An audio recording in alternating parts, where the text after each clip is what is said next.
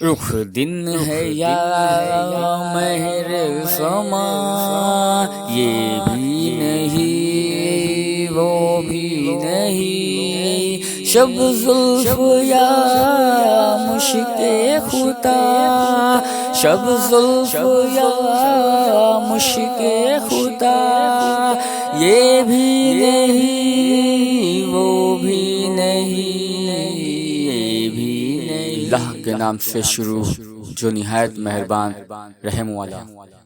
ہمارے آقا و مولا اتنی قدرتوں کے مالک ہیں، مثلاً چاند کو ٹکڑے کرنا، ڈوبے ہوئے سورج کو پھرانا، درختوں کو اپنے پاس بلا لینا، پتھروں کو کلمہ پڑھانا، انگلیوں سے پانی کے چشمے جاری کرنا وغیرہ کہ ممکن وجود مخلوق میں یہ طاقتیں کہاں۔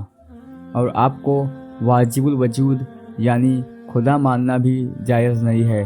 یہی سنی مسلمانوں کا عقیدہ ہے، کیونکہ آپ تو خدا کے نبی و رسول ہیں اور اللہ تعالیٰ کسی کی عبدیت بندگی سے مبرا ہے، تو پھر میں حیران ہوں کہ آپ کو کیا کہا جائے۔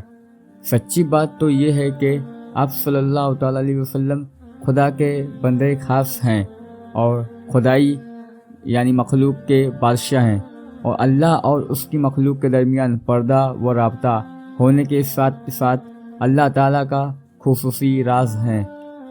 ایسی جبیں کے نور کا دریا کہیں سے، ایسی جبیں کے صبح تمنا کہیں سے،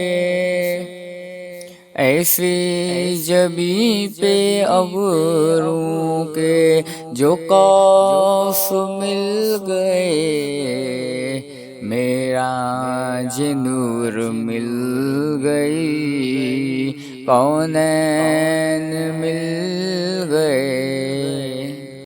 میں اپنے پیارے نبی کے چہرے کو دن کہوں یا آسمان کا سورج، لیکن سورج کو بھی روشنی تو محبوب خدا کے رخ ودعا سے ملی ہے، اور دن کا اجالا بھی آقا علیہ السلام کے حسن کا جلوہ ہے، لہٰذا نہ یہ دن حضور کے چہرے جیسا ہو سکتا ہے، نہ وہ سورج اور سرکار کی زلف عنبری کو رات کہا جائے، یا خالص کستوری جو نہایت خوشبودار اور سیاہ ہوتی ہے۔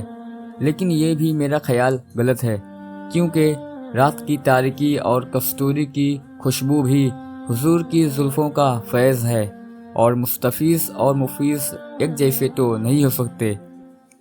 چہرے مبارک ایسا تھا جیسے چاند ہوتا ہے 14ویں رات کا، آ کر تو دیکھ لیتا تو ایسا لگتا گویا سورج طلوع ہو رہا ہے، اندھیرا گھر آپ کے چہرے سے روشن ہو جاتا۔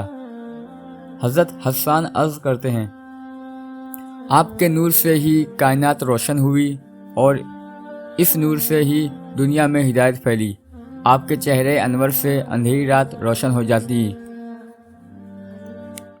حق یہ کہ ہے عبد الہ اور عالم امکان کے شاہ، برزخ ہے وہ سر خدا، برزخ ہے وہ سر خدا، یہ بھی نہیں وہ بھی نہیں۔ ممکن میں یہ قدرت کہاں، واجب میں عبدیت کہاں، حیران ہوں یہ بھی ہے خطا، یہ بھی نہیں وہ بھی نہیں۔